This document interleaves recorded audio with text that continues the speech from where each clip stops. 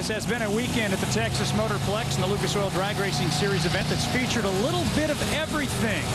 Friday, Bob, it was upper 90s. Yesterday, the rains came through. Earlier today, a front went through, and it got downright chilly out there. From a tuner's point of view, it has just been a disastrous weekend. The sun comes out, then the clouds come and cover the sun, and you got to change your tune-up, especially for a lot of these A-fuel cars. So guys that are tuning these cars are going to earn their keep here this weekend. Here comes Brandon Pierce and Marty Thacker.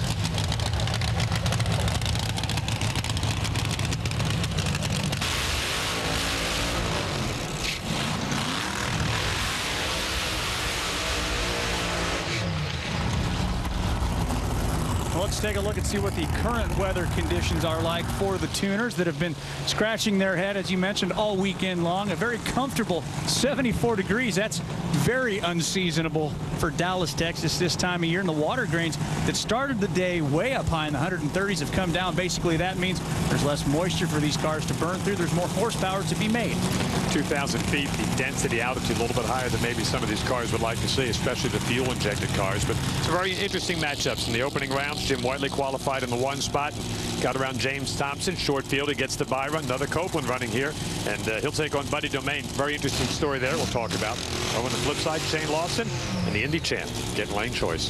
You know, Brandon Pierce had a very interesting round one race. He took on Brandon Boer, and cars came off the line. One of them spit a rubber band real quick, the blower belt. The other one lost power, and it was a coast fest. That's the nice thing about having the injected car. You're not worrying about that blower belt on there. But Marty Thacker, he's the defending event champion, coming off the Indy win. He was very impressive in that win. It's a 530 race car. This is the kind of racetrack that he loves because he makes a whole pile of power.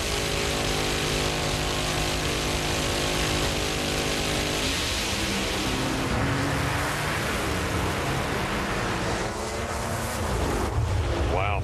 534, 266 miles an hour, whole pile of power, and good enough for a round win. Low ET of the weekend by my unofficial scribbling in numbers here, but great job right there. I'm telling you, 534 for a supercharged car. Brandon Pierce runs 547. He's beating about a car length at the top end of the racetrack.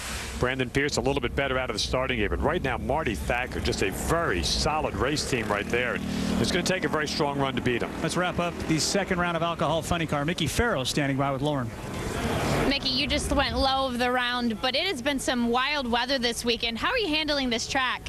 Well, it's a completely different tune-up from 2 days ago, and yesterday we didn't get a chance to run. So for Ryko, for green stuff, for city karting, my family at home, we're just hoping for the next lap. Now, Alexis is running really well, so it should be good.